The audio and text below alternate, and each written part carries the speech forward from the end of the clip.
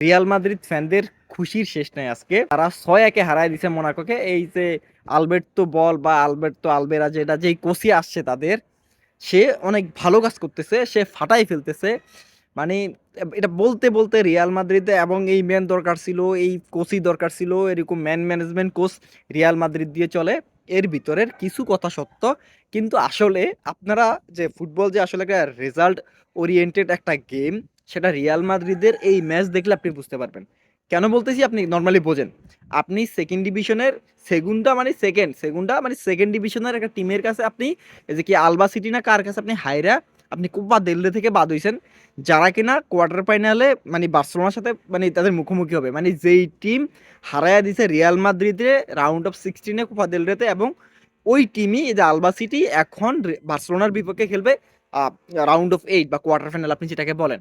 তো আপনি আপনি 1-2 ম্যাচ আগে সেগুন্ডা ডিভিশনের একটা টিম থেকে আপনি হাইরা বাদ হয়ে গেছেন, এবং তারপরে 1-2 ম্যাচ পর আপনি চ্যাম্পিয়ন্স লিগে 6-1 যেই মোনাকো তাদের লাস্ট 5 ম্যাচের ভিতরে, লিগ ওয়ানে লাস্ট 5 ম্যাচের ভিতরে একটা মাত্র জয় পাইছে, তাদের সাথে আপনি জিতছেন। এবং তাদের ডিফেন্ডার এরকম ডিফেন্স ছিল, তাদের চাইতে বাংলাদেশের ডিফেন্ডাররা আরও ভালো ডিফেন্স করে, এতটুকু আমি বলতে পারি।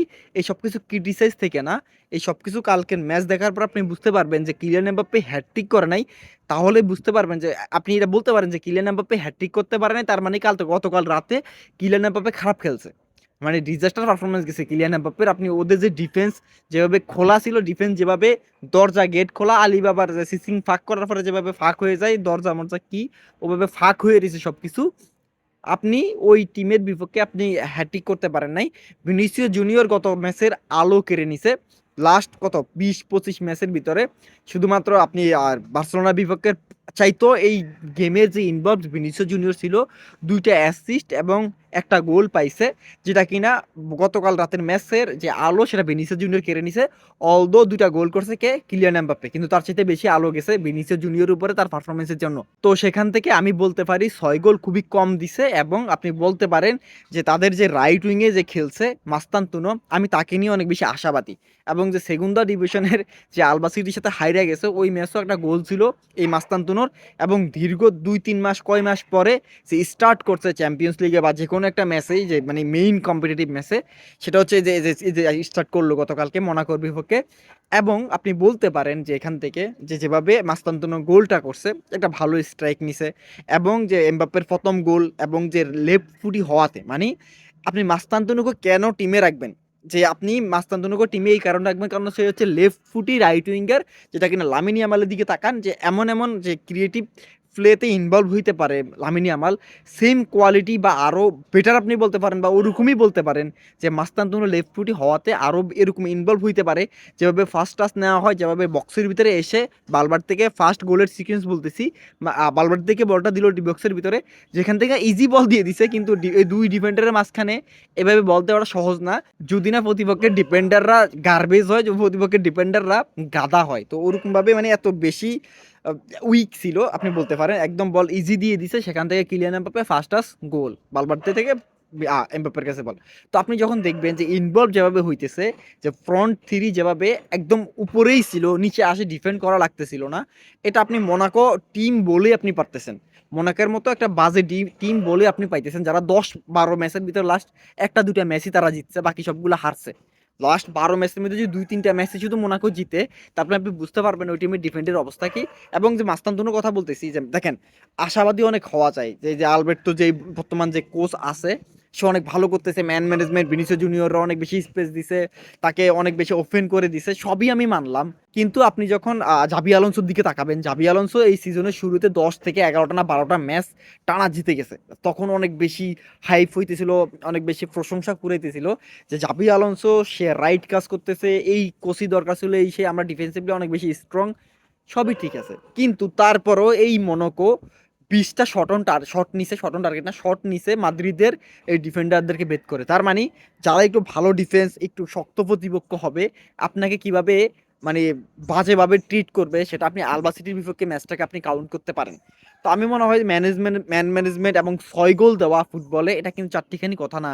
যত খারাপ ডিফেন্ডারই হোক না কেন, সেখান থেকে মাদ্রিদের যে ফ্রন্ট লাইন যেভাবে স্পেস পাইছে, যেভাবে খালি পাইছে, যেভাবে তারা কি বলে না, হায়ার অফ দ্য পিচ তারা থাকতে পাইছে, যে পিচের যে মানে আপনি এমবাপ্পের কথা বলেন, আপনি মাস্তানতুনের কথা বলেন, আপনি ভিনিসিয়াস জুনিয়রের কথা বলেন, তারা ৩ জন উপরে আছে, ওকে ফাইন আমরা রেস্ট নিচ্ছি এখানে, সমস্যা নাই, তোমরা বল আমাদেরকে পাঠাও, আমরা খেলতেছি।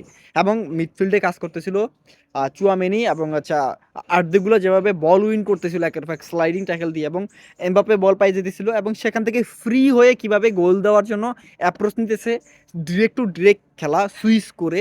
আপনি এই ডিরেক্ট গেমই আপনি মাদ্রিদকে দিয়ে আশা করবেন। এবং গতকাল ম্যাচ দেখে মজা পাইছি ভাই, মাদ্রিদের খেলা দেখে ভালো লাগছে যে হ্যাঁ, মাদ্রিদ কিভাবে ডোমিনেট করে খেলতেছে। অলদো পজিশন কম ছিল, পজিশন অত বেশি ম্যাটার করে না, আপনি গেমে কিভাবে নিজেকে ইনভলভ করতেছেন, আপনি কিভাবে শট নিতেছেন, ডোমিনেট কিভাবে করতেছেন, ফাইনাল থার্ডে কিভাবে অ্যাপ্রোচ নিচ্ছেন, এই সব কিছুর উপরে ডিপেন্ড করে যে হ্যাঁ, আপনি গেমটাকে ডোমিনেট করছেন। এবং মাদ্রিদ সেই ডোমিনেট করছে, মাদ্রিদের খেলার ভিতরে এটা পাওয়া গেছে।